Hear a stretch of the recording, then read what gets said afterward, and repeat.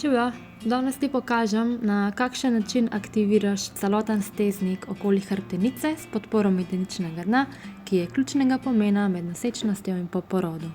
Uležeš se na hrbet in narediš dolg izdih skozi usta, rebra potisneš proti blazini in narediš stisk trebušnih mišic na način, da prste porivaš navzven.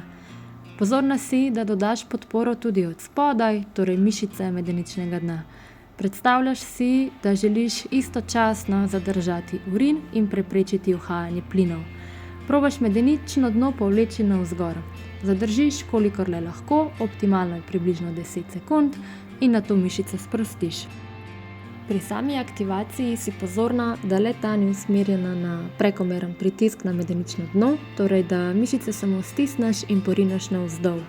Tvoj stisk mišic naj bo narejen na način, kjer se trebuh vzravna, torej na sredini ni grebenčka, obenem dodaš podporo od spodaj navzgor in na ta način varno in učinkovito krepiš svoj steznik in medenično dno, ki je popotnica za stabilno hrbtenico in medenični obroč.